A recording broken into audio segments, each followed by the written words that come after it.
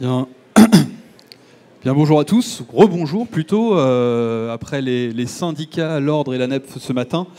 Place au groupement et enseigne avec ce débat comment réinventer le modèle officinal. Un débat prospectif alors autour des services, du prix, mais également des structures et des modèles d'exercice, de la communication et des innovations.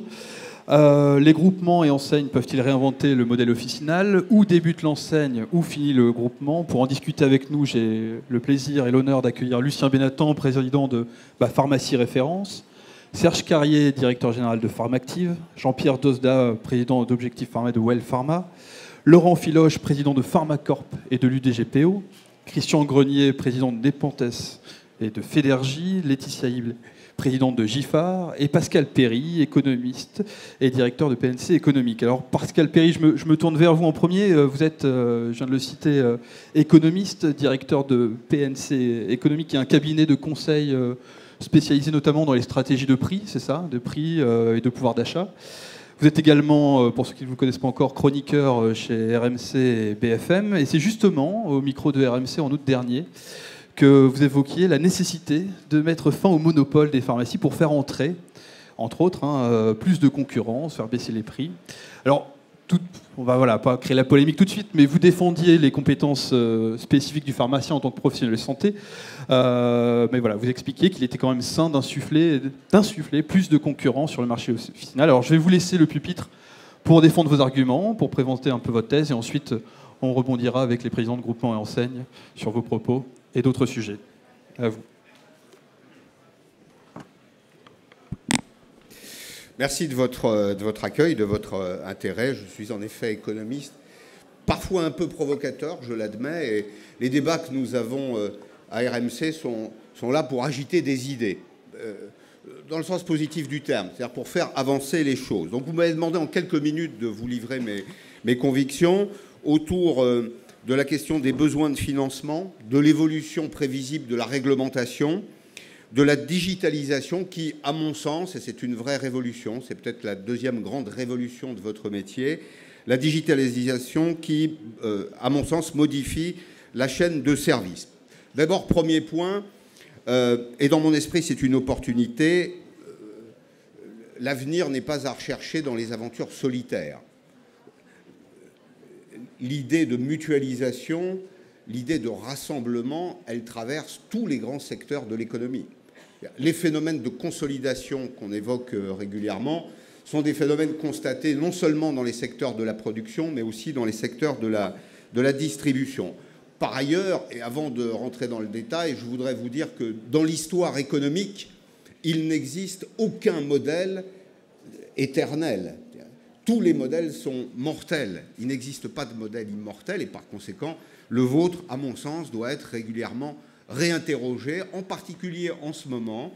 J'évoquerai dans quelques instants les accords qui sont signés par de grands laboratoires médicaux avec les géants du digital. Je pense en particulier à l'accord entre Sanofi et Google qui change la donne dans le domaine du traitement du diabète. Tous ces éléments modifient les usages. Et je voudrais attirer votre attention sur un fait qui est incontestable, qui lui n'est pas l'objet de polémique ou ne peut pas l'être, c'est que les nouveaux outils modifient les comportements. Ce n'est pas l'inverse qui se produit.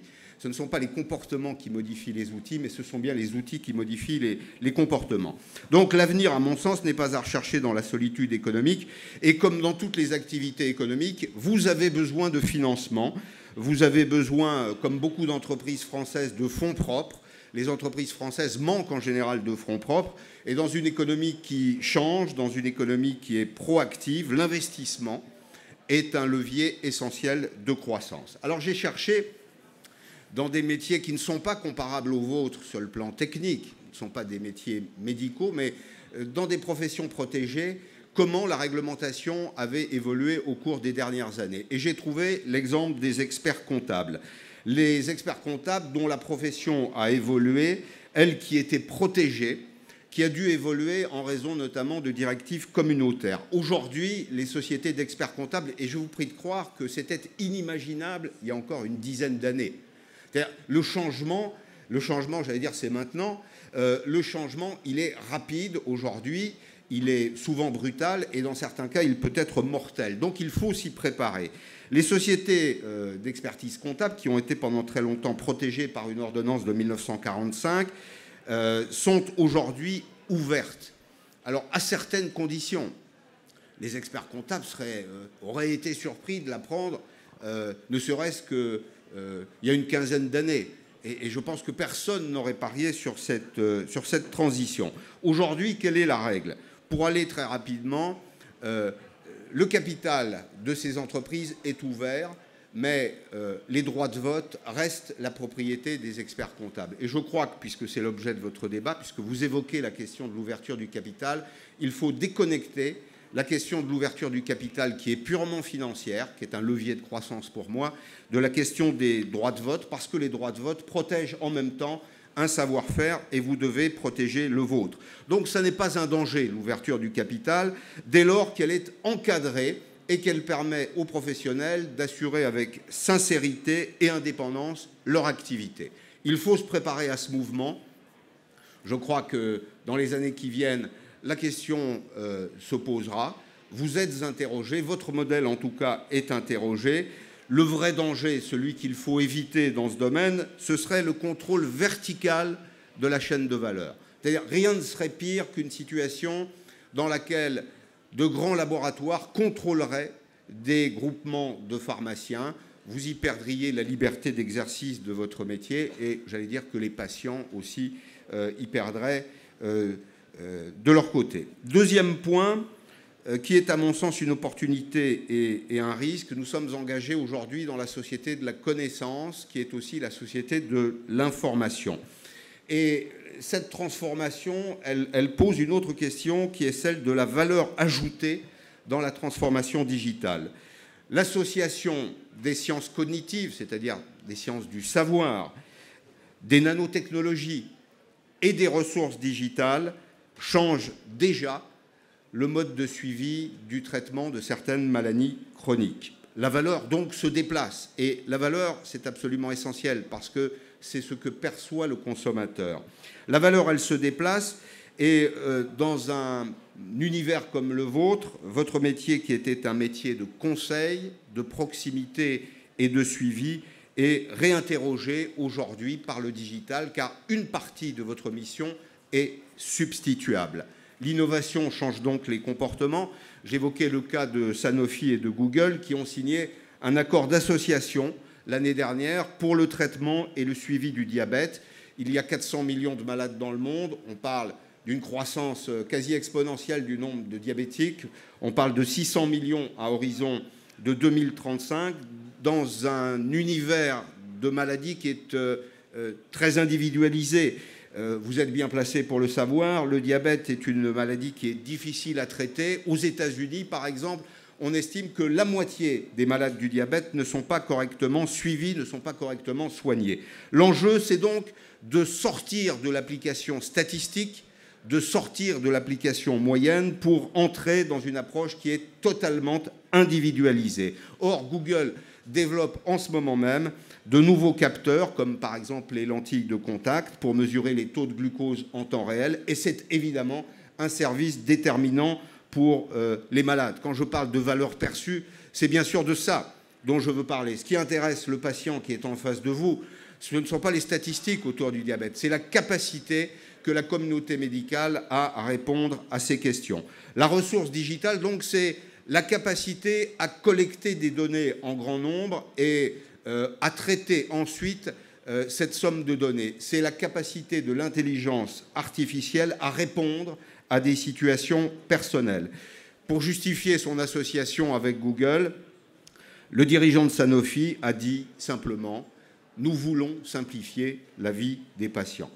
La question à se poser, c'est où sera la valeur demain?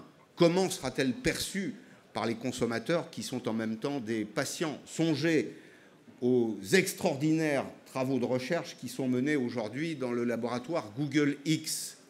Google X, c'est une des entreprises de la galaxie Google. Vous savez, Google travaille beaucoup sur la santé connectée, sur la vie augmentée, ce qu'on appelle la vie augmentée, avec des projets qui sont parfois un peu fumeux, notamment le solutionnisme, le transhumanisme. Mais revenons à Google X une seconde.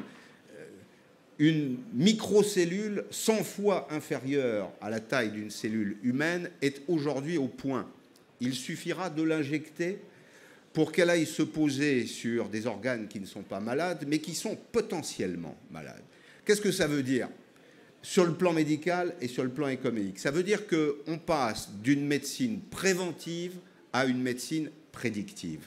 La vraie valeur, en réalité, elle se trouve à cet endroit-là. Troisième point, et je ne veux pas être trop long, est-ce que vous pouvez craindre une certaine forme d'ubérisation de votre activité? Alors, l'expression est très à la mode, c'est un peu un fourre-tout, mais vous voyez ce que je veux dire. Ce que je veux dire, c'est est-ce que vous êtes aujourd'hui en danger? Eh bien, quelles sont les circonstances dans lesquelles un marché est ubérisé? Qu'est-ce qu'il faut apprendre des autres domaines, des métiers dans lesquels l'ubérisation a été engagée? La première condition, c'est un grand marché, un marché de masse. En France, la pharmacie, c'est 35 milliards d'euros par an. Donc, première question, première réponse, oui, vous êtes un grand marché et un marché profitable, ce dont je me réjouis. Deuxième condition de l'ubérisation, la fin d'un marché protégé, la fin d'un monopole légal, et dans votre cas, comme dans celui des experts comptables, le risque européen, le risque communautaire est considérable, les pressions iront en grandissant. Troisième condition, une ou plusieurs novations technologiques. Le digital est incontestablement une novation technologique. Il change la façon de faire, il change la perception de valeur, il va changer vraisemblablement votre relation avec les patients. Quatrième élément, la désintermédiation des flux. Les informations existent aujourd'hui. Il y a ici des sociétés spécialisées dans le traitement des informations médicales, mais aussi des politiques de prix sur un marché qui va devenir concurrentiel. Oui, vous êtes concerné aussi. La désintermédiation des flux existe dans votre métier. Enfin, dernier point, dernière condition à l'ubérisation, dernier élément constitutif de l'ubérisation de certains marchés, une vraie élasticité du prix, une élasticité de la demande au prix. Pour le patient, mais aussi pour la collectivité, dans une société qui a tendance à penser qu'on dépense beaucoup trop pour la santé. Je vais donc conclure sur deux points. Le premier point, c'est que, à mon sens, dans l'économie, les entreprises individuelles sont de plus en plus rares. Dans tous les métiers, les opérateurs se concentrent. Ils le font, bien sûr, pour être plus forts, pour affronter le défi de la bicanalité. Qu'est-ce qu'on appelle la bicanalité? L'omnicanalité, c'est quand un opérateur économique s'adresse à son marché, d'abord avec un point de vente et ensuite avec un lien Internet. Et les deux sont deux voies d'accès, ces deux canaux sont deux voies d'accès aux consommateurs qui se répondent et qui produisent de l'efficacité économique. Il faut observer une loi simple que j'ai d'ailleurs toujours appliquée dans ma vie, la loi des Celtes. Il y a des choses qu'on fait très bien tout seul, il y a des choses qu'on fait mieux à deux, et il y a des choses qu'on doit faire à plus de 10. Retenez cette idée qui est la suivante. L'efficacité d'un réseau est égale au carré du nombre de ses utilisateurs. Je fais appel à vos souvenirs de mathématiques, vous avez fait des études scientifiques pour la plupart. L'efficacité d'un réseau est égale au carré du nombre de ses utilisateurs. Plus on est nombreux, plus on est efficace. Et puis, deuxième élément de ma conclusion, dans les métiers de conseil en particulier, il faut passer d'une économie transactionnelle, d'une économie dans laquelle on vend un produit, à une économie servicielle. Ce que recherchent aujourd'hui les consommateurs, comme les patients, ce qui a de la valeur à leurs yeux, c'est la solution que vous vendez. Vous ne vendrez plus de produits dans l'avenir, vous vendrez les solutions qui vont avec. Et dans ce cas, la mutualisation des moyens est évidemment un atout et un levier essentiel de croissance. Voilà les quelques mots que je voulais vous dire pour commencer, et j'aurai plaisir à participer à vos échanges. Merci Pascal. Reprenez le fauteuil. Je vais au pupitre. Merci pour cet exposé complet perspective du métier de pharmacien. Alors peut-être une première action, Lucien Benathan. On l'a vu, hein, c'est nuancé quand même. C'est une ouverture du capital, certes, mais encadrée. Quelle est votre réponse par rapport à cette vision? J'ai retenu évidemment plusieurs choses. Tout d'abord, pas d'avenir sans groupement, sans réseau, sans organisation. Je vous en remercie, parce que ça fait quelques années que nous tous ici, nous l'imaginons et que nous nous organisons pour ce faire. Maintenant, ça m'étonne quand même d'un libéral, d'un économiste comme vous, d'imaginer qu'une ouverture du capital puisse être limitée. Moi, j'aime bien aussi, quand on imaginait l'avenir, regarder à 5 ans, 10 ans, et en effet, faire comme les experts comptables, me protéger pour les 5 prochaines années, mais je veux regarder le coup d'après. Et j'imagine mal, moi, des investisseurs rentrer dans le marché de la santé, plus particulièrement des officines, sans vouloir verticaliser et maîtriser leur investissement et organiser même le réseau. J'ai beaucoup aimé, bien sûr, votre description de la pharmacie et de la pharmacie servicielle, puisque ça fait partie de tout ce que nous essayons de développer les uns et les autres, avec toutes les difficultés que nous rencontrons pour être reconnus par les pouvoirs publics, mais aussi par les patients, puisque nous sommes trop souvent présentés comme des logisticiens, plutôt que comme des acteurs de santé. Et nous avons cette grande difficulté à faire passer le message, puisque nous n'avons toujours pas le droit de le faire savoir et de communiquer. Enfin, pour terminer, je crois que nous devons aussi imaginer le système de santé de demain, parce que le système de santé de demain, c'est aussi le vieillissement de la population, c'est l'ambulatoire, c'est l'observance, et là encore, la pharmacie a des rôles très importants à jouer. Et notre organisation, les organisations de groupement ont un rôle primordial à mener, avec ou sans les pouvoirs publics, je crois. On doit pouvoir prendre le pouvoir, et avec ou sans ouverture du capital, je ne suis toujours pas convaincu. Serge Carrier, justement, on parlait un petit peu de fonds propres, de nouveaux investisseurs dans le capital de la pharmacie. Est-ce que vous avez l'impression que les groupements ont les épaules assez solides pour faire face un petit peu à toutes ces menaces et à intégrer ces nouveaux services? On parlait de digitalisation, on parlait de ces rapprochements entre des laboratoires et des grands géants du big data et du numérique. Les groupements, ils paraissent un peu petits par rapport à ces... Oui. Ce qu'a évoqué M. Perry, c'est extrêmement intéressant. Il n'a pas développé complètement le deal entre Sanofi et Google, puisqu'il y a aussi la fabrication d'outils derrière tout ça, qui est extrêmement important. Bien sûr que l'usage des data, bon, tout le monde voit ça de façon comme un gâteau qui arrive et on est tous sur le prédictif. Mais j'allais dire, avant ça, je voudrais revenir sur 2-3 éléments quand même très concrets quand on parle des choses et des groupements. Nous, à quoi on sert par rapport aux pharmaciens qui travaillent avec nous? C'est justement de se mettre ensemble pour travailler, parce que les pharmaciens, ils travaillent avec nous dans les groupements. C'est pas nous qui travaillons pour eux, mais on travaille avec nous, on se regroupe, on travaille sur des sujets. On sert à quoi? On sert à anticiper l'avenir, à anticiper la modernité.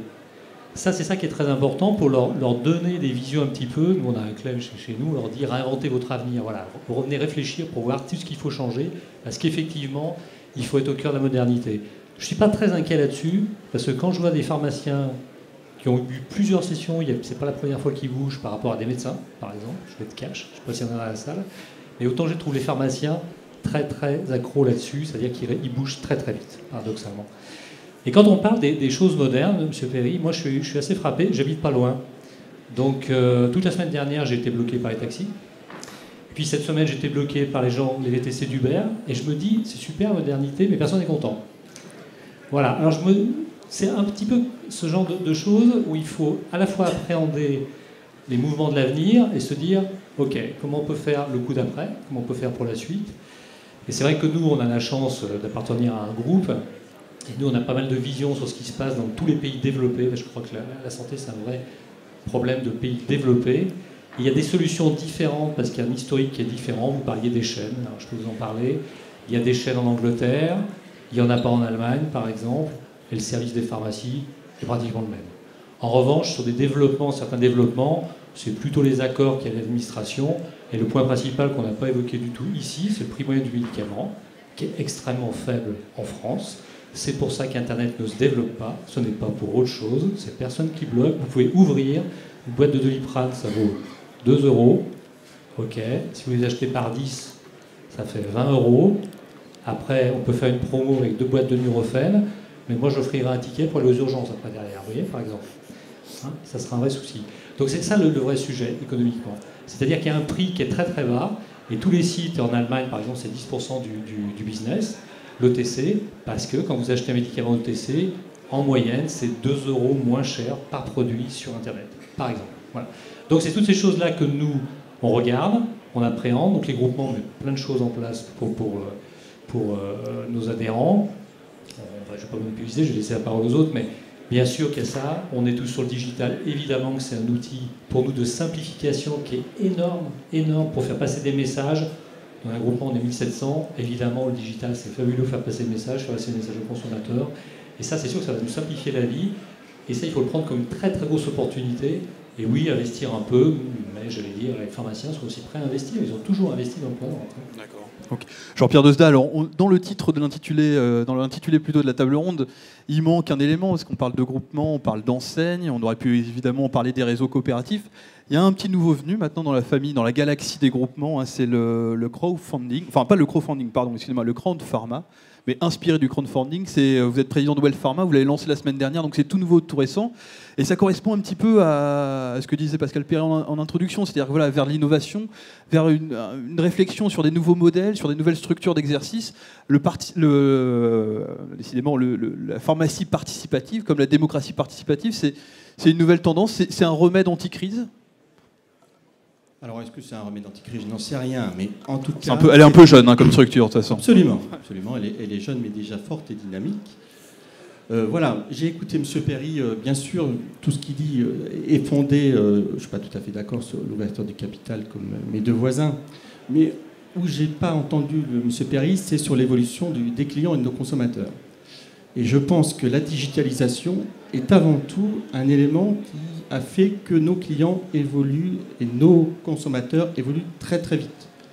Dans un rapport qu'ils veulent un peu plus horizontal avec le commerce en général et la pharmacie également, où on a un rapport qui est moins descendant en disant nous sommes les sachants et vous êtes nos clients consommateurs. Je pense qu'aujourd'hui il a besoin qu'on partage avec lui notre savoir, qu'on constitue une référence par notre expertise pour constituer sa préférence, parce qu'effectivement, par le digital, il sait extrêmement de choses, il pense savoir mieux que les pharmaciens, et je pense que la posture un peu plus humble de tout commerçant et de la pharmacie aujourd'hui, je pense qu'il faut vraiment tenir compte.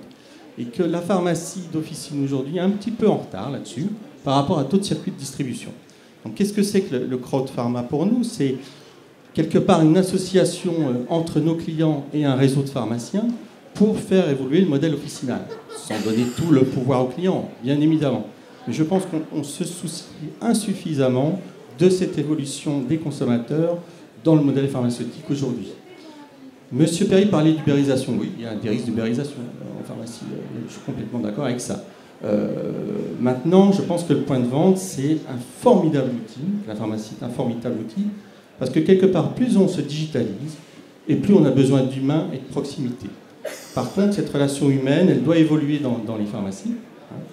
Je pense qu'aujourd'hui, les deux tendances principales et qu'on oppose, quelque part, est-ce qu'elles sont à opposer, sont d'une part, comme on en discutait tout à l'heure, tout ce qui est partie low-cost, c'est tout ce qui est partie servicielle. C'est comme on opposait notre métier de commerçant à celui d'acteur de santé.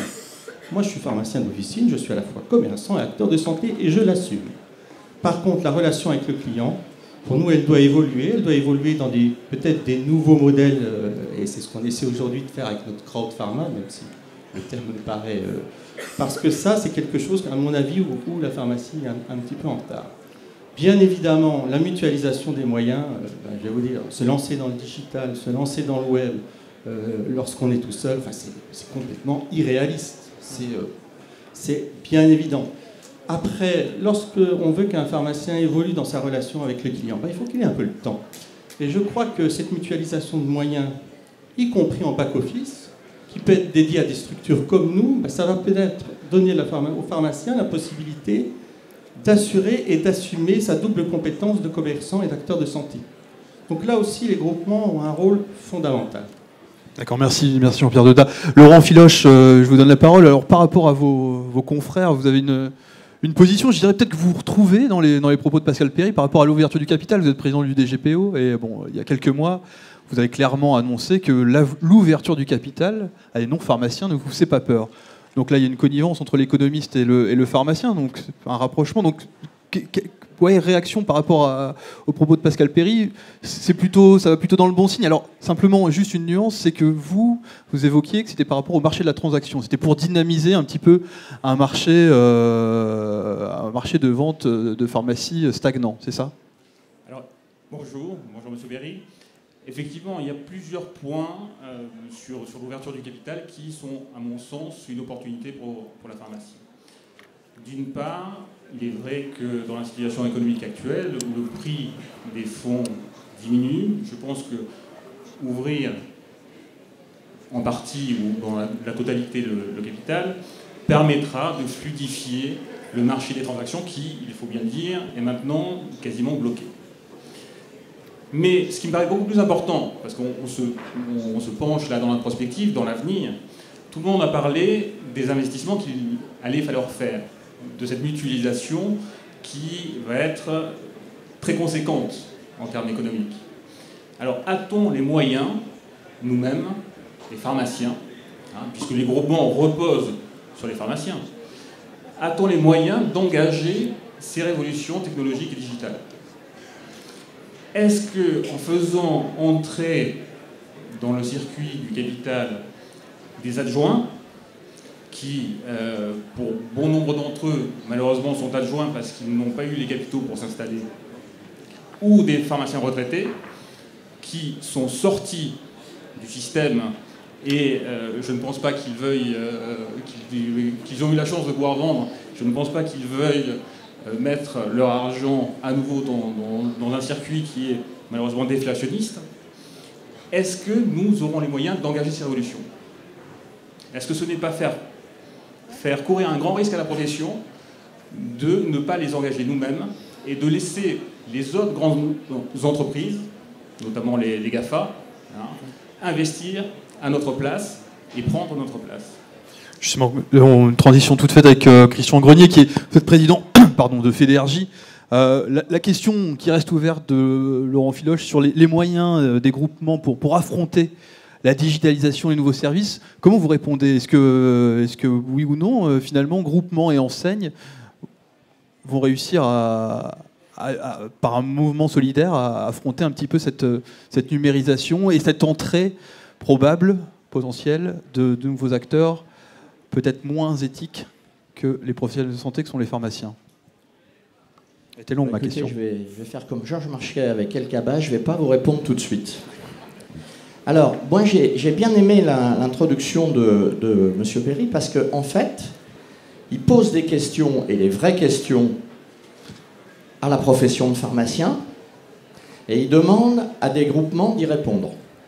Donc, ce qui veut bien dire que ça nous place. Et je vais essayer de reprendre un peu ce qu'il a dit, et notamment ce que nous disent en particulier au titre de Fédénergie le ministère de l'économie. Je suis d'accord avec vous. La pharmacie toute seule ne pourra plus exister. Et c'est carrément un avertissement. Faites bien attention, les dossiers sont sur la table. Alors c'est peut-être pas ceux d'aujourd'hui, ce sera ceux de demain. Les dossiers sont sur la table et vont sortir. La deuxième chose qu'il nous dit, qui va un peu vous étonner, on ne veut plus que le pharmacien soit acheteur. Pour quelle raison?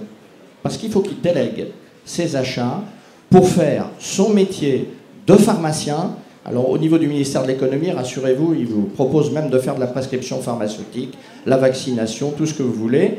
Et donc c'est des choses qu'on finira par avoir.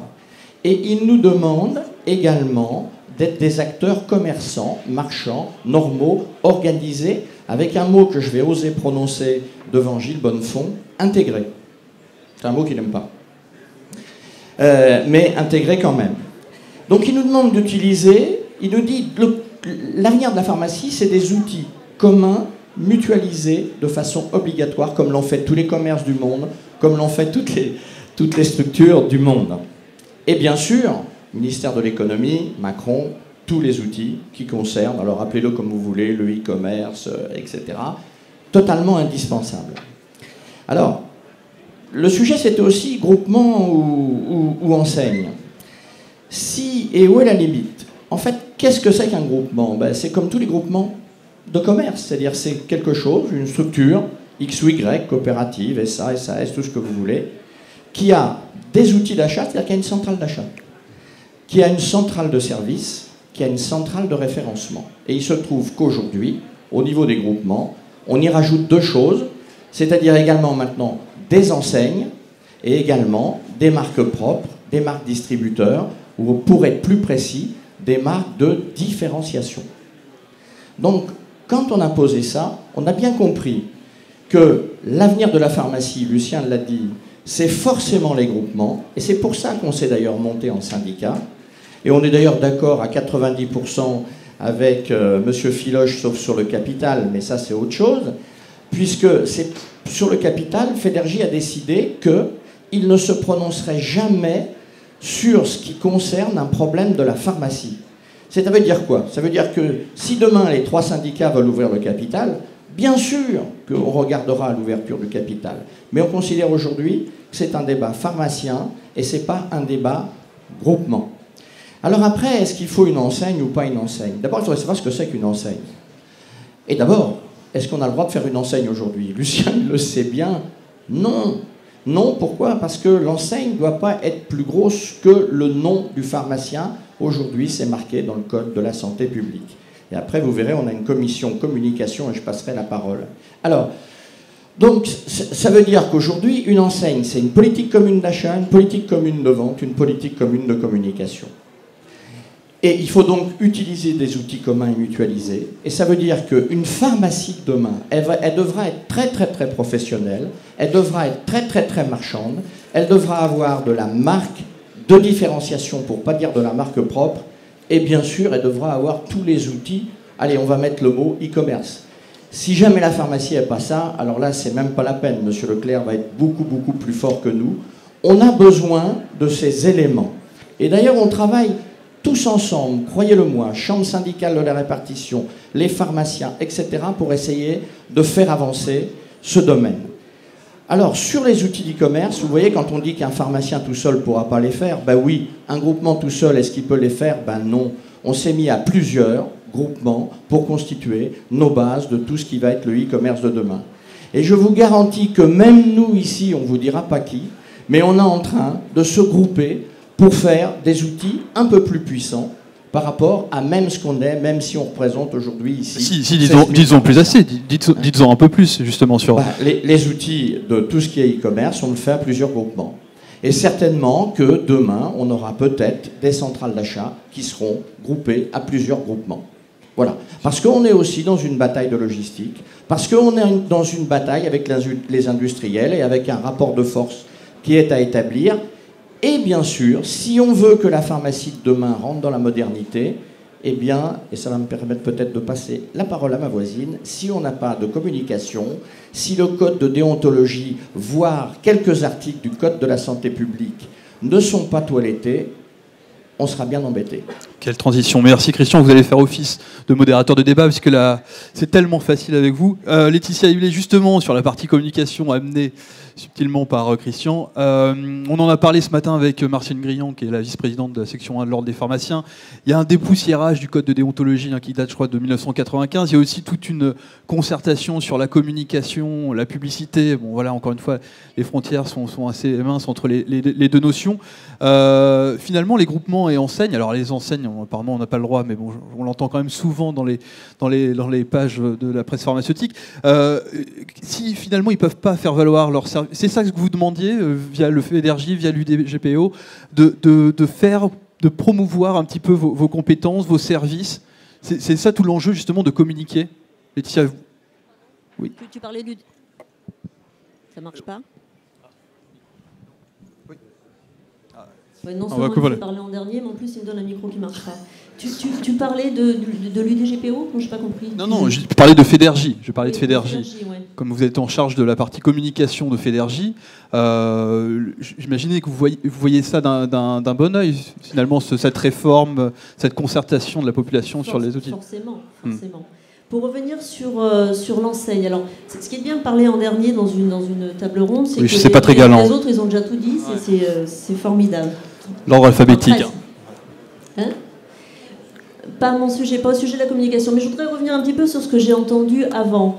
Ce matin, parce que j'étais là ce matin, j'ai entendu Jean Callot qui disait nos pharmacies ont un chiffre d'affaires, une grosse partie de leur chiffre d'affaires sous tutelle. Et c'est quelque chose que Christian a repris. Demain, la pharmacie ne pourra plus vivre du médicament. Ça, on le sait. Donc, qu'est-ce qu'on fait? So what? La mutualisation, on en a parlé. Donc ça aussi, ça a été évoqué. La mutualisation des moyens, la mutualisation, et là, les groupements sont là pour ça. La mutualisation des achats, la mutualisation des moyens pour offrir des services à nos adhérents. Et tout ça, c'est la raison d'être des groupements. Alors, pourquoi enseigne, pourquoi pas enseigne? Pourquoi? Parce que c'était la question du départ. Pourquoi les pharmaciens et même les clients patients se désintéressent des enseignes de pharmacie? Pourquoi est-ce qu'il n'y a pas systématiquement, lorsqu'on fait une enquête de notoriété, une enseigne qui leur vient à l'esprit? Préférence. Hein, pourquoi? Parce que jusqu'à présent, et ça aussi ça a été évoqué précédemment, l'enseigne de la pharmacie, c'était la Croix Verte.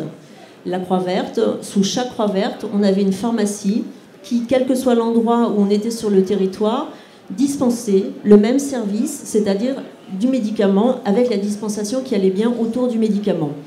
Demain, dans l'évolution du métier, forcément, il y aura une spécialisation des pharmacies, et ça, c'est pas moi qui l'ai dit, c'est M. Gartner ce matin qui en a parlé, et ça, j'ai beaucoup apprécié de l'entendre, puisque c'est quelque chose, nous, au groupement, on en a conscience, et cette spécialisation nécessitera de la communication. L'enseigne est un moyen de communiquer sur cette spécialisation, et l'enseigne est aussi également un moyen, un repère. L'enseigne, dans la grande surface, on appelle ça la marque. On va dans un magasin parce que sa marque, ce qu'il y a au-dessus de sa porte d'entrée, nous dit quelque chose. Donc elle véhicule une valeur. Lorsque vous allez chez Darty, par exemple, tant pis, on se lance, hein, lorsque vous allez chez Darty, c'est parce que vous savez que le service après-vente est nickel. D'accord? Donc n'importe quelle personne qui prendra l'enseigne Darty, vous ne chercherez pas à savoir si lui, le gars, est réellement valable, mais vous rentrerez chez lui parce que vous avez cette rassurance qu'il y a derrière l'enseigne. Donc l'enseigne est porteuse de valeur et l'enseigne nous servira demain à communiquer. D'accord? Et là, on a fait la transition sur la communication. Pourquoi demander le dépoussiérage du code de déontologie qui a été remanié dans les années 90, mais qui date de 53 ou 55 quand même, hein. Donc, il était nécessaire, bien sûr, de le dépoussiérer, même carrément de... C'est même plus du dépoussiérage. Par moment, il faut refaire... voilà, on abat les murs, on refait les cloisons. Enfin, il faut vraiment, pour certains articles, il faut vraiment les revoir de fond en comble. Bien sûr, l'ensemble des groupements, donc Fédergie, sont très enthousiastes à l'idée de dépoussiérer ce code de déontologie. Et pourquoi le dépoussiérer? Donc, parce que nous avons besoin, pour tout ce chiffre d'affaires qui n'est pas sous tutelle, comme le disait Jean Callot ce matin, nous avons besoin d'avoir des éléments et des moyens semblables aux autres canaux de distribution. Tout ce qui est hors monopole, nous avons besoin d'avoir les armes demain, des armes identiques pour pouvoir se mettre en concurrence, parce qu'elle est là, la concurrence. Sur cette scène, vous voyez plusieurs groupements. Ne croyez pas que nous soyons en concurrence les uns avec les autres. Demain, alors c'était peut-être le cas hier, aujourd'hui et demain, notre concurrent, ce sont les autres réseaux de distribution. Donc nous avons besoin de pouvoir faire évoluer la communication pour tous ces produits hors monopole. Donc c'est une partie importante et de plus en plus, qui sera de plus en plus importante de notre chiffre d'affaires. Et nous avons besoin également de l'évolution de la communication pour faire connaître nos missions. Et on revient sur la spécialisation dont je parlais au début.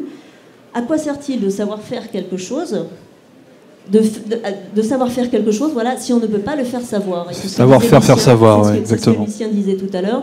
Et c'est également le thème de la conférence GIFAR le 1er avril, à l'occasion, si vous avez 5 minutes, au Salon de l'Aveyron. Petit coup de pub. Voilà, ça c'est fait. Donc voilà, donc on a besoin de la communication pour faire valoir nos spécialisations et pour mettre en avant nos nouvelles missions. Parfait. Alors, premier tour de table, peut-être Pascal Perry, un retour. Finalement, vous voyez, en fait, les acteurs là, du métier sont prêts à se réformer, donc c'est plutôt encourageant. Alors, il y a quelque chose qui est étonnant, j'appelle votre attention, vous l'aurez probablement noté. Dans le cas des experts comptables comme dans le vôtre, on modifie aujourd'hui, en 2016, des ordonnances de 1945.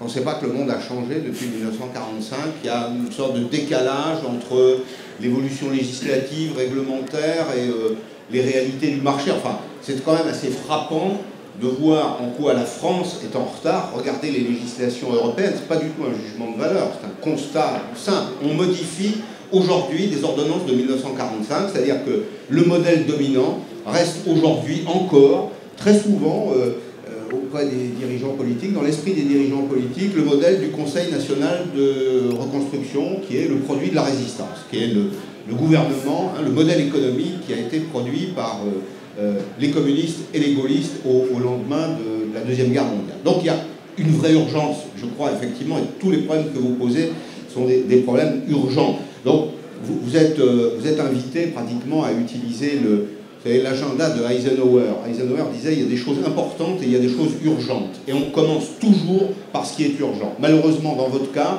je crois qu'il y a beaucoup de choses qui sont urgentes. D'abord, effectivement, l'ouverture du capital et le point de vue que j'ai exprimé, vous m'avez donné 10 minutes. Alors, mesdames, messieurs, vous avez pu m'en faire le reproche en creux, je n'ai pas tout traité. En 10 minutes, on ne fait pas la pharmacie pour les nuls en 300 pages. Hein. Donc, j'ai donné quelques points de repère, mais effectivement, l'ouverture du capital j'allais dire que la nuance l'a emporté sur la précision, peut-être dans certains cas, l'ouverture du capital, vous n'y couperez pas, parce que c'est effectivement un espèce de rouleau compresseur de caractère communautaire. L'Europe pousse dans ce sens-là, et la France, comme dans de nombreux domaines, devra se plier aux injonctions de l'Europe. Donc, ouverture du capital, préparez-vous, mais en même temps, protégez-vous, Lucien. Quand je dis qu'il faut la maîtriser, je veux dire par là qu'il faut que vous y conserviez l'intégrité de votre surface professionnelle.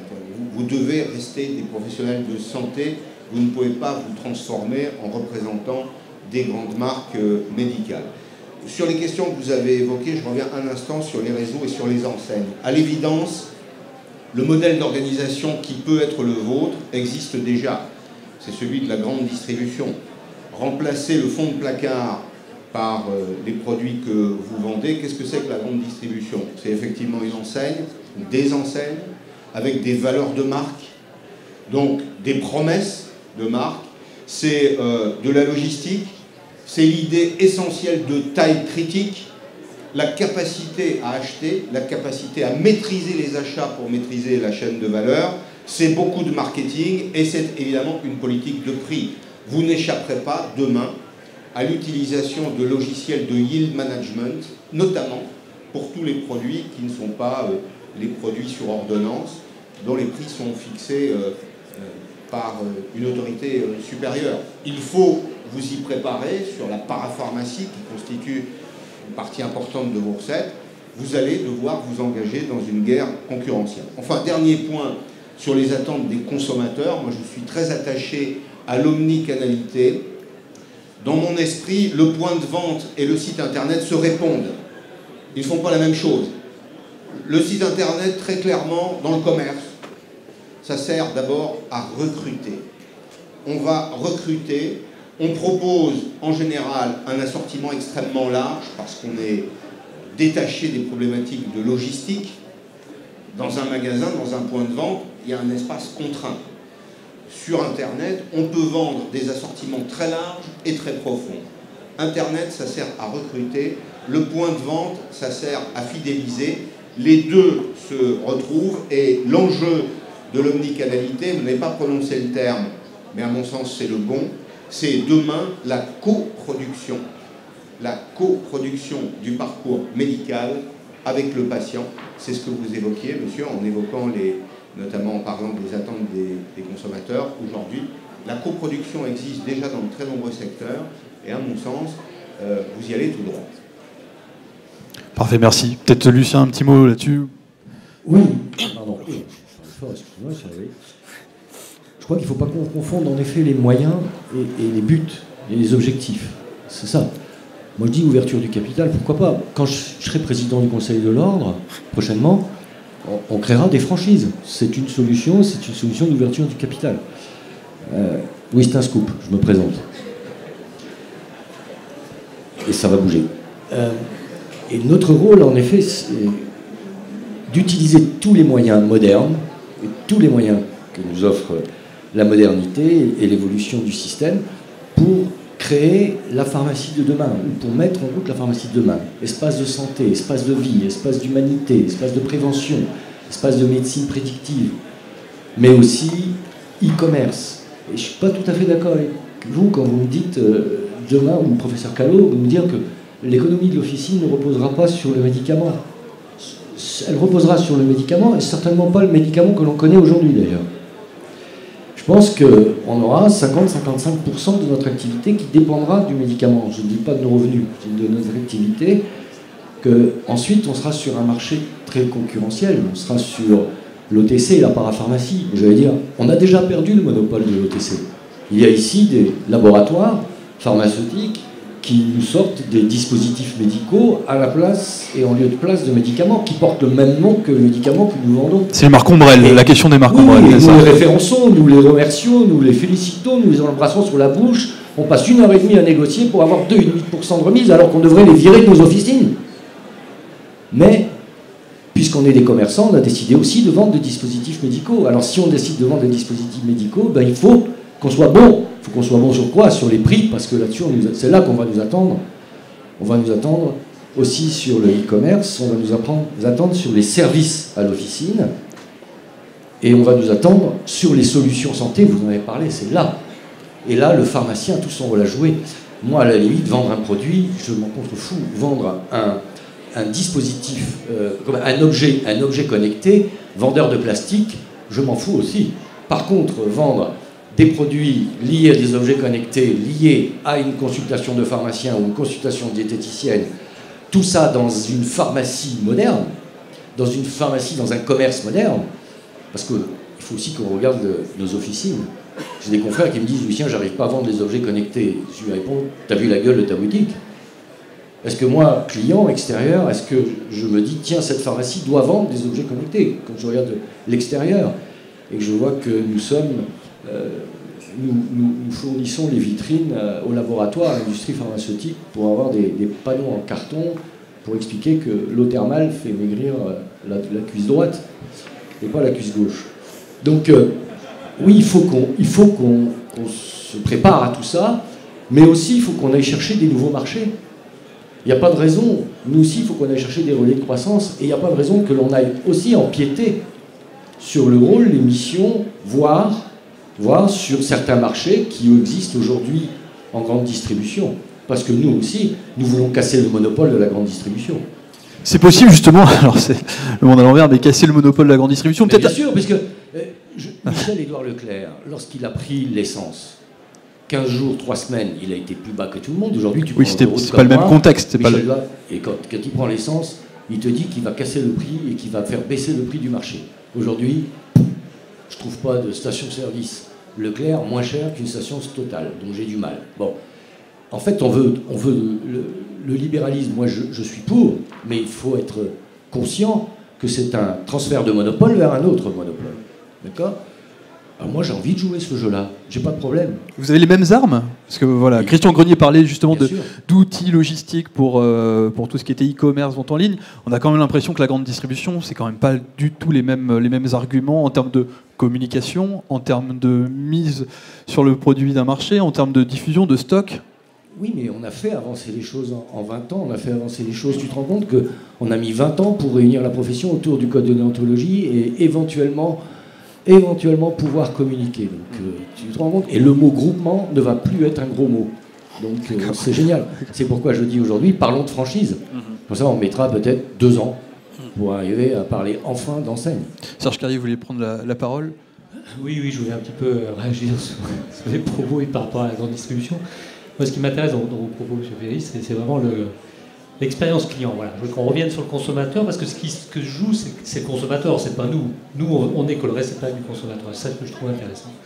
Moi, ce qui me frappe, et regardez ce qui se passe autour de vous, ne serait-ce que pas loin d'ici, j'habite dans ce quartier-là depuis pas mal d'années, et maintenant, des commerces qui reviennent de proximité. Proximité. C'est très nouveau, le phénomène des grandes surfaces, des très grandes distributions, les consommateurs en ont ras-le-bol. C'est-à-dire que la consommation de masse, pour moi, je veux dire en gros, c'est terminé. Voilà. Les gens veulent, par rapport à un mode de vie, par rapport à tout ce qui se passe autour de l'écologie, etc., ils ne veulent plus consommer, jeter. Voilà. Mais tout ce qui se passe à côté. Je finis.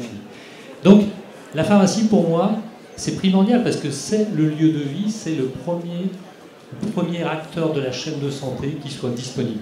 Et il sera toujours là puisqu'il y a un maillage territorial en France qui fait que les pharmacies sont toujours là. C'est extrêmement important. Donc nous, on bosse beaucoup là-dessus parce que même dans les pays où il y a des chaînes, etc., qu'est-ce qui se passe? C'est l'expérience client et les besoins des clients. Donc ça, c'est un point qui est important. Juste pour info, j'écoute de très bonnes radios qui sont les vôtres. Donc Amazon, le grand Amazon, vous avez vu qu'il a ouvert à Seattle une première librairie, il en ouvre 400 physiques, des librairies physiques, c'est-à-dire après avoir tué le marché, il revient sur le côté physique de la proximité du commerce. Sur votre radio cousine, j'entendais Michel-Édouard Leclerc qui disait bah, chez moi, Leclerc, c'est Amazon en 3D, je suis désolé, chez lui c'est le bazar, moi j'en ai à côté, je trouve que c'est un bazar. Amazon, oui, je m'y retrouve parce que j'ai envie de voir ce qui arrive, mais pas chez Leclerc. Donc moi, ce que j'aimerais, et vous parliez de réseaux, nous, j'aimerais qu'on soit des réseaux spécialisés. Pas de la grande distribution, sûrement pas, mais hyper spécialisés. Vous rejoignez ce que disaient les syndicats ce matin, c'est-à-dire que sur une spécialisation, c'est bien. On est d'accord, Gilles. Bon syndicat, même voilà. combat. Et je crois qu'un des enjeux, on n'en a pas parlé, mais un des enjeux majeurs de la pharmacie, on parle du médicament, etc. Mais c'est l'usage du médicament. Passer de la distribution du produit aux dispensations de traitement. Et l'observance, c'est un enjeu majeur dans tous les pays. Au Canada, chez nous, tous les gens ils sont en PDA. Vous allez en Angleterre, dans les pharmacies qui sont dans notre groupe, 70% du business est fait dans la préparation des doses administrées pour pouvoir suivre, monitorer les traitements. Ça, c'est l'avenir du métier du pharmacien. C'est ce que disait Lucien, on est dans un métier de pharmacien. Le pharmacien clinique, oui, on y arrive sur la pharmacie clinique. Pour moi, c'est extrêmement important. Juste avant de redonner la parole à Pascal Perry sur Amazon, justement, j'aimerais faire réagir peut-être Christian, Jean-Pierre, Laurent ou Laetitia sur finalement le plus grand concurrent, c'est plus Leclerc, pardon, c'est Amazon. C'est-à-dire que c'est tout ce qui est e-commerce. Non ? Alors, bon, le digital a un certain nombre d'inconvénients, et on le voit dans Amazon, bien évidemment, mais pour nous, c'est une source immense de faire évoluer notre métier. Monsieur parlait de l'omnicanalité. Bon, Serge parlait de la proximité. Moi, je parlerai de l'accessibilité. C'est au-delà de la proximité. C'est-à-dire que le pharmacien, demain, il doit être accessible 24 heures sur 24, avant que la personne vienne dans l'officine, pendant qu'elle est à l'officine, après qu'elle est à l'officine. Et ça, c'est le digital qui nous permettra. Donc, il ne faut pas avoir peur du digital. Je n'ai pas peur du tout du digital. Le digital en tant que tel, si ce n'est qu'un outil dont on ne sait pas quoi faire, ça ne sert pas à grand-chose. Par contre, si ça répond à des nouveaux besoins, oui. Et on ira, on saura très très bien y aller. Bon, on parlait du prix. Le prix, oui, le prix est aujourd'hui un facteur important de transparence dont a besoin le nouveau consommateur. Mais ce n'est pas le seul besoin. Le nouveau consommateur, il a besoin de collaborer, de participer. On doit aussi imaginer des nouveaux services en fonction des attentes de nos clients et pas uniquement des services qu'on nous aura imposés. Et là aussi, on pourra se spécialiser parce que quelque part, on doit répondre à l'attente de nos clients.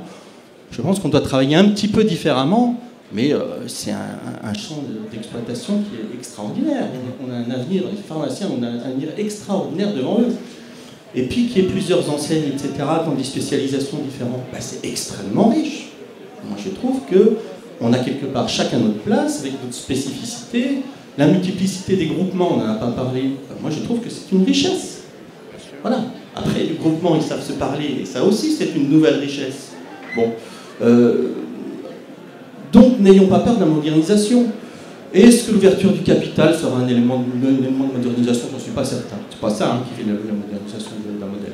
D'accord. Laetitia, juste... Oui, pardon. Laetitia, un commentaire après. Pour rebondir sur ta question sur Amazon, moi je pense que si on en est aujourd'hui à se poser la question de faut-il craindre une intervention d'Amazon, faut-il craindre une ubérisation de la profession, c'est qu'on en est à se poser la question, serons-nous à même de rendre les services qu'on est censé rendre demain?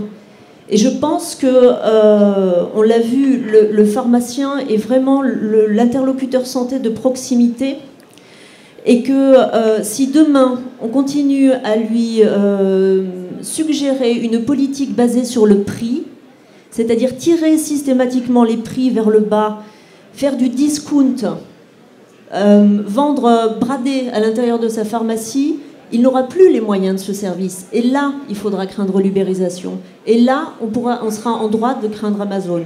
Jusqu'à présent, je pense que tant qu'on est à même de pouvoir faire notre job, Monsieur Perry parlait tout à l'heure il y a des choses qu'on doit faire, qu'on sait faire seul. Je pense que le pharmacien, son boulot de pharmacien, il le fait dans son officine. Par contre, tout ce qui est du back-office, on en revient aux Celtes qui veulent se multiplier, enfin, s'unir, se mutualiser au moins par 10. Je pense que ça, tout ce qui est du back-office, les achats et tout ce qui a été décrit par mes confrères, ça relève des groupements. Faisons notre job de pharmacien, on n'aura plus à craindre ni Amazon, ni l'ubérisation de la profession. Pascal Perry, vous vouliez rajouter un truc justement sur Amazon? Je crois que quand on cherche des solutions, quand on cherche à identifier des solutions d'avenir, vous avez vécu dans une situation de confort relatif, en tout cas une situation d'activité protégée, et l'avenir est un peu plus incertain. Il faut toujours regarder ailleurs ce qui s'est passé. On procède souvent par analogie. Ma conviction intime, et c'est une conviction, rien de plus, c'est que c'est le commerce physique qui va ubériser Amazon, et pas l'inverse. Ma conviction physique, elle s'appuie d'ailleurs sur des constats de terrain. Regardez effectivement comment la grande distribution s'y prend aujourd'hui. Elle a deux leviers essentiels. Le premier, c'est celui de la proximité. On peut parler d'accessibilité, si vous voulez. Ce que souhaitent les consommateurs, c'est que l'enseigne du coin de la rue soit accessible. Mais elle a un deuxième pari qui est celui des volumes. Vous savez, dans la boutique du coin, on fait rentrer sur 150 mètres carrés ce qui rentre dans 150 mètres carrés. Mais les consommateurs en veulent un peu plus. Et c'est là que l'omnicanalité a du sens. C'est-à-dire que qu'est-ce qui va se passer demain? Les consommateurs achèteront sur Internet toute la partie sèche de la consommation, tout ce qui peut être livré, ce qui est lourd. Alors, je parle de la partie sèche, mais dans la partie sèche, paradoxalement, on met aussi les bouteilles d'eau. Vous voyez, tout ce qui est lourd, tout ce qu'on n'a pas envie de stocker, tout ce qu'on ne peut pas stocker dans un magasin de proximité. Et puis ils iront faire leurs courses au coin de la rue, et finalement ils repartiront avec leur double commande, celle qu'ils auront faite sur place et celle qu'ils se seront faites livrer. Puis le deuxième axe de déploiement, et ça fait écho à ce que vous disiez tout à l'heure, le deuxième axe de déploiement de la grande distribution aujourd'hui, c'est le deuxième étage de la fusée des marques de distributeurs. Les MDD ont été une arme anti-crise. Situation de tension, on est dans ce que les économistes appellent un océan rouge, guerre des prix, dérives tarifaires, concurrence tendue. Et donc on baisse les prix et pour ça on utilise des marques de distributeurs. On enlève 20 ou 30% du prix, c'est la publicité, c'est le marketing. On profite évidemment d'avoir accès au consommateur final pour bien placer ses produits dans les linéaires. Eh bien, le deuxième temps des MDD, c'est aujourd'hui de conquérir de la valeur, de faire des MDD des marques de préférence et non plus des marques de recours. Donc vous voyez, il y a encore beaucoup à faire. Et puis n'oubliez pas, dernier élément de réflexion, que vous avez un avantage décisif sur tous les autres. Vous avez ce que les économistes appellent un vrai pouvoir de marché, c'est-à-dire la capacité à vous adresser au consommateur final. Celui qui s'adresse au consommateur final, par voie physique ou par voie digitale, c'est celui qui est capable de maîtriser la chaîne de valeur. C'est lui qui est le vrai patron du marché. Ne perdez pas cet avantage. Laurent Finoche, un dernier mot, puis après on va prendre les questions dans la salle, parce que j'imagine qu'elles sont nombreuses. Oui, et Alors, je suis tout à fait d'accord avec ce que vient de dire M. Perry, puisque, en fait, il faut bien se rendre compte que quand un patient rentre dans nos officines, il ne vient pas chercher une boîte. Si on a cette vision des choses, eh bien, effectivement, on peut se faire ubériser, on peut se faire absorber par d'autres canaux de distribution. Un patient qui rentre dans une officine en France, il vient chercher de la santé. Un moyen d'améliorer sa santé. Et c'est pour cela qu'on peut développer tout un panel de services et que nous sommes les mieux à même de les lui proposer. Mais le modèle actuel de la pharmacie, qui est un modèle consumériste, qui a été basé uniquement sur la vente de boîtes, fait que les services que nous offrons aux patients, eh bien, justement, nous les offrons. Donc ils sont gratuits. Et ils ont laissé à penser aux gens que, puisque nous vivions très bien sur médicaments, on était capable de les offrir. Et puisqu'ils sont offerts, ce qui est offert n'a pas de valeur, et donc ils sont de faible qualité. Enfin, ça a tendance à changer quand même avec les entretiens pharmaceutiques, avec voilà, il y a quand même une rémunération à l'acte maintenant. Absolument, mais je pense qu'il faut maintenant, et les groupements sont là aussi pour ça, être capable de normer ces services, de faire qu'ils soient de qualité, et de les rémunérer à leur juste valeur, qu'ils soient rémunérés par l'assurance maladie, par les mutuelles ou par le patient directement, car ils ont vraiment une vraie valeur ajoutée. Et c'est un moyen de développer notre modèle économique et d'aller de l'avant et d'aller vers la pharmacie du XXIe siècle et de couper l'herbe sous le pied, justement, à Amazon ou tout ce que le digital ne pourra pas faire, parce que là, il faut qu'il y ait une relation face-face avec le patient. Merci à tous. On va prendre les questions dans la salle, s'il y en a. Oui. Oui, j'ai de bonne forme, puisque j'ai été interpellé tout à l'heure. D'abord, je voudrais dire un petit rappel. Notre ministère, c'est le ministère de la Santé. Ce n'est pas le ministère de l'Économie. Et que nous, on a une activité qui est professionnelle de santé, et ce n'est pas Macron qui organise la pharmacie d'officine.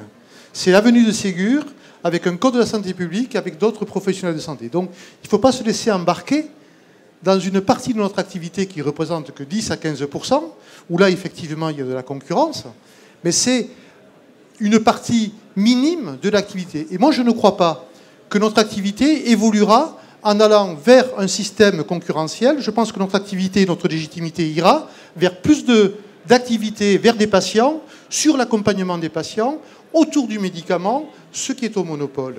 Ensuite, sur l'ouverture du capital, mais franchement, dire que l'ouverture du capital va relancer la transaction, ça n'a aucun sens. On sait très bien que ça va être l'inverse. Et que s'il n'y a pas de transaction aujourd'hui, c'est parce que le métier pose question et que l'attractivité du métier, la lisibilité du métier pour les jeunes pose question aujourd'hui. Et c'est de ça qu'il faut sortir. Ce n'est pas en ouvrant le capital qu'on attirera des jeunes. On va en faire, au contraire, des personnes qui vont être dépendantes de certaines personnes qui n'ont rien à voir avec le monde de la santé. Regardez ce qui s'est passé avec le groupe Galien. Je voudrais dire à M. Perry, vous dites que les règles, aujourd'hui, vous ont protégé pendant des années. Les règles, elles ont protégé qui? Les patients. C'est toutes ces règles d'installation, d'indépendance du métier, de monopole, elles n'ont pas été faites pour protéger les pharmaciens. Elles ont été faites pour permettre à des patients d'avoir accès aux médicaments sur tout le territoire, dans des conditions économiques, quelle que soit la condition économique, d'avoir accès avec le tiers payant et sans de critères de distinction. Et ça, c'est une richesse. Et ça a permis effectivement de permettre à des patients de se soigner, quelles que soient leurs conditions. Et puis, moi, je voudrais dire qu'on a toujours cette impression que cette profession, elle est ringarde. On n'avance pas, on n'est pas moderne, etc. C'est l'inverse. On est la profession de santé certainement la plus moderne et celle qui est capable de relever les défis avec des outils intégrés, et les groupements y ont largement participé. Qui veut répondre? Jean Grenier. Ouais. Je vais peut-être répondre à Gilles, mais non, il me connaît bien, Gilles. Et donc, si j'ai fait exprès de parler du ministère de l'économie et de l'intégration, c'était pour reprendre un petit peu l'introduction de M. Perry.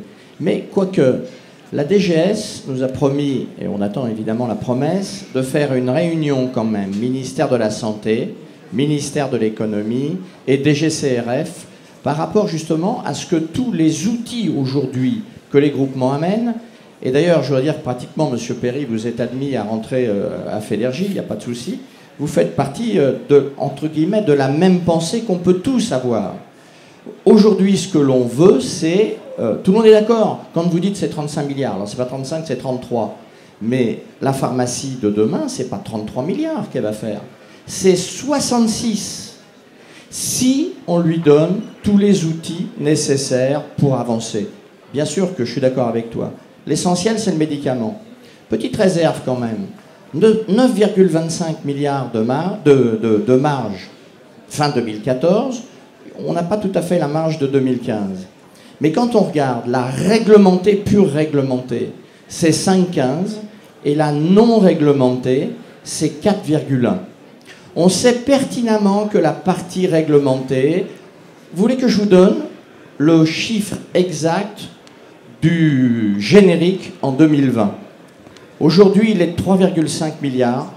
En 2020, les ministères nous disent qu'il sera de 3,8. Sauf que le volume risque d'être le double. Alors faites les calculs. Ça veut dire qu'on va avoir des augmentations de volume et on aura forcément des baisses de prix. Donc il est absolument nécessaire, et je suis d'accord avec toi, ministère de la Santé, médicaments, tout ce que tu veux.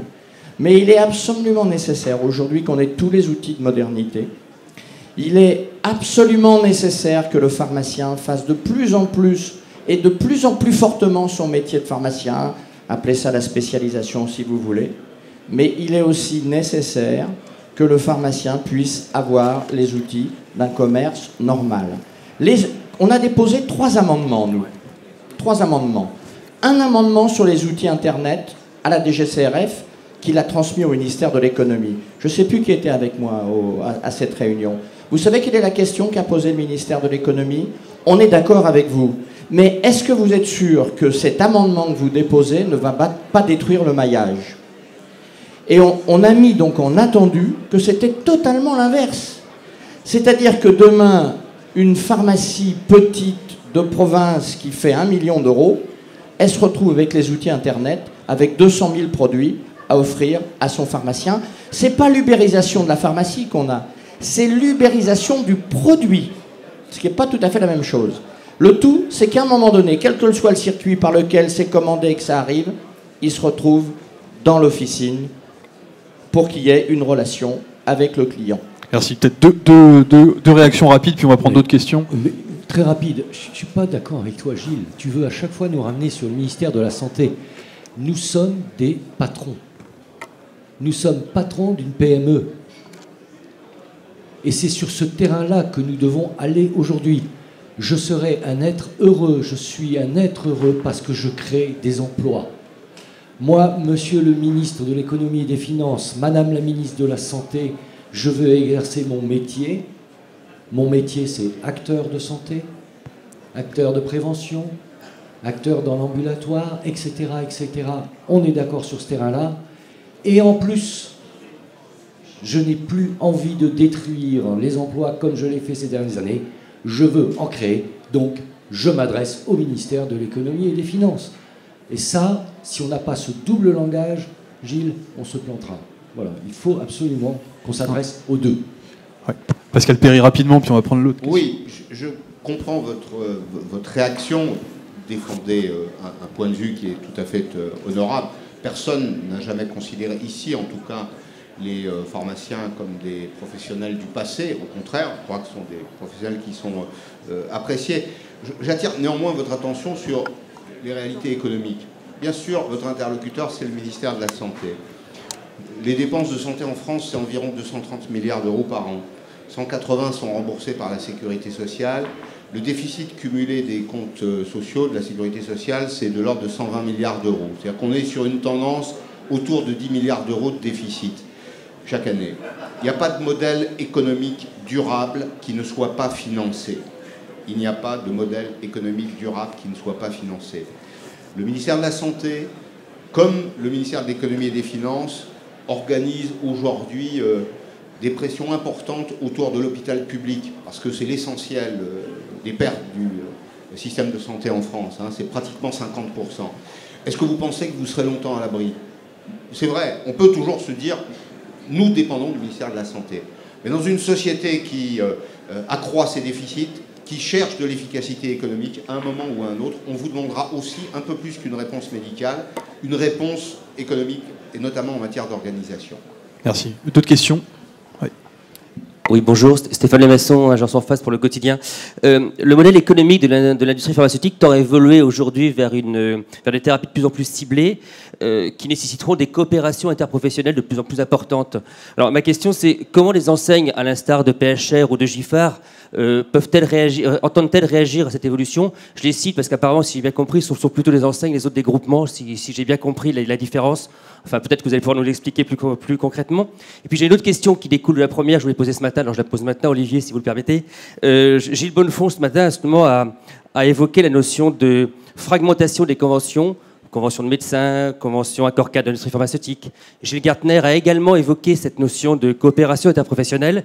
Donc je voudrais savoir si finalement la convention pharmaceutique en tant que telle, isolée des autres, a encore un avenir, et finalement si ça ne pose pas la question de l'avenir du médicament et de l'avenir de la pharmacie. Merci.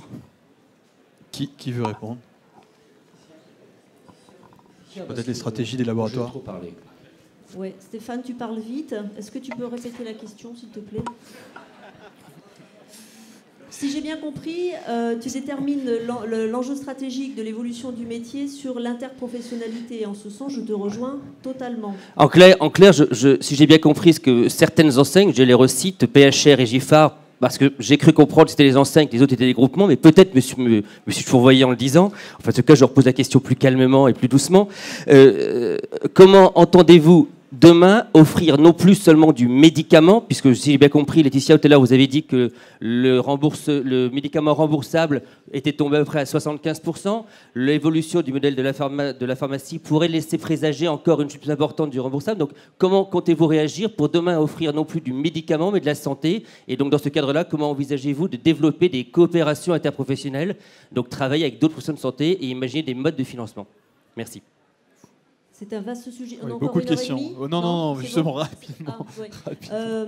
Les groupements aujourd'hui sont les seuls, à mon avis, à pouvoir mutualiser les moyens de façon à pouvoir développer à la fois les formations qui sont nécessaires à la montée en compétences qui vont rentrer dans le métier de demain et dans l'interpro, puisqu'il est évident que lorsque on va créer des chantiers d'éducation thérapeutique du patient, lorsqu'on va aller voir des confrères, lorsqu'on va aller voir des infirmiers, des médecins, il va falloir demain monter en compétences, d'où l'importance de la formation. Donc en ce sens, je pense que les groupements arrivent à déterminer les formations nécessaires à leur stratégie, à la stratégie de développement de l'interpro chez leurs adhérents. Et je pense que les groupements sont à même également de développer, et ça on l'a abordé au cours de la table ronde, les outils digitaux qui seront nécessaires à l'interpro, puisqu'il faut, lorsqu'on travaillera en équipe, il va falloir communiquer. Est-ce que c'est qu'une partie de la réponse? Je ne sais pas si j'ai répondu correctement. Oui, non. Enseigne l'avenir. Le groupement, c'est un outil, c'est un moyen. Pour fabriquer quoi? Pour fabriquer des enseignes. Appelons ça enseigne, appelons ça franchise, appelons ça marque. Peu importe, c'est ainsi. Il y aura des réseaux dans les réseaux existeront. Comment on s'organise, nous, aujourd'hui? Mutualisation des données, mise en œuvre d'outils pour ce faire. Digitalisation des officines. Les groupements travaillent dessus, le mettent en place. Parce que l'officinal sera le meilleur intermédiateur en matière de maîtrise des données de santé, alors il sera celui qui va initier l'interprofessionnalité. De toutes les façons, nous ne faisons pas d'illusions. Nous avons en face de nous des nouveaux patients, des nouveaux clients qui veulent être libres et accompagnés, qui veulent tout savoir tout seuls, mais qui veulent qu'on les accompagne et qu'on les rassure. On a le client geek, on a le client service, on a le client nouveau, on a le client famille qui a besoin d'être rassuré. Et ce sont eux qui vont nous obliger à mettre en place cette interprofessionnalité.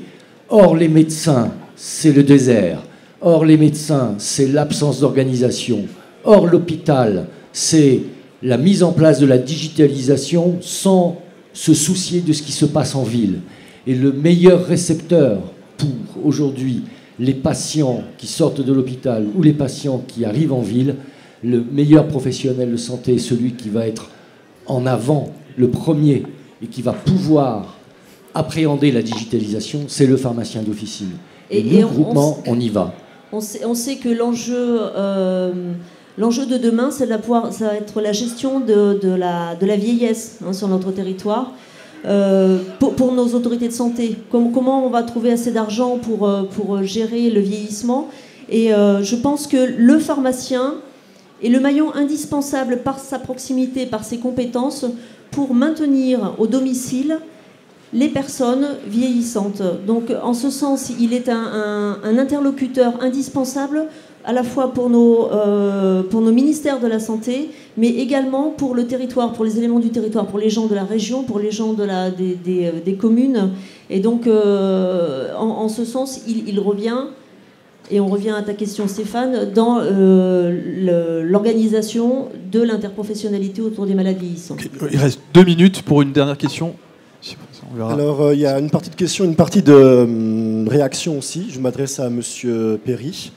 Déjà, effectivement, c'est comme Michel Edouard qui fait toujours de la pub gratuitement. Donc là, c'était Uber, c'est pareil avec l'ubérisation, se fait aussi de la pub gratuitement. Je parlerai plutôt de désintermédiation, qui est un terme peut-être un peu plus compliqué à prononcer, mais qui me paraît un peu plus juste. D'autant plus que c'est un terme légal, alors que tout ce qui est ubérisé, c'est quand même de l'illégalité jusqu'à présent. Enfin, après, c'est son point de vue, mais bon. Allez-y. Allez-y. Ouais. D'un point de vue économique, la profession officinale a largement de quoi se financer elle-même, puisqu'on fait 30 milliards de chiffres d'affaires par an, médicaments et parapharmacie confondus, avec 1/12 de ce capital qui se renouvelle chaque année, puisqu'une pharmacie met à peu près 12 ans à être remboursée. Donc ça veut dire qu'on dispose de 30 milliards divisé par 12 chaque année pour se refinancer et pour réinvestir dans notre profession. Ça, c'est mathématique et c'est assez logique. Ça, c'est donc le second point. Et le troisième point, donc, je prendrai l'exemple plutôt de Wikipédia, qui pour moi est un bien meilleur exemple d'ubérisation ou de désintermédiation pour le secteur de la santé, puisque Wikipédia a mis à genoux l'encyclopédie Universalis, qui est pourtant quelque chose de très bonne facture, de très bonne qualité, avec le travail collaboratif, la co-construction, la coproduction avec les patients de santé. Et là, je rejoins M. Jean-Pierre Dosda. Je pense qu'effectivement, nous devons aller vers ce modèle, vers donner toute sa place aux patients et le rendre réellement acteur de sa santé. Rapidement, je vous remercie, parce qu'on est parti là-dessus avec notre nouvelle enseigne Well Pharma. Mais la question, c'était aussi un petit peu, est-ce que l'enseigne est un vecteur de modernisation de la pharmacie ? Oui, oui et oui. Voilà, je pense que s'il doit sortir quelque chose de ce débat, c'est effectivement ça. L'enseigne, c'est pas tuer l'indépendance du pharmacien, pas du tout. Absolument pas. C'est d'avoir des valeurs de marque, des valeurs, chaque enseigne doit porter des valeurs. On parlait des marques propres. Eh bien oui, je pense que les marques propres, dès lors qu'elles portent des valeurs, elles ont quelque chose à faire. Nous, on a fait une petite enquête à la sortie de diverses officines, des enquêtes auprès des clients, qui nous ont dit dans certaines officines, on ne comprend pas trop, c'est le showroom des laboratoires. Je pense que l'enseigne, c'est aussi une réponse.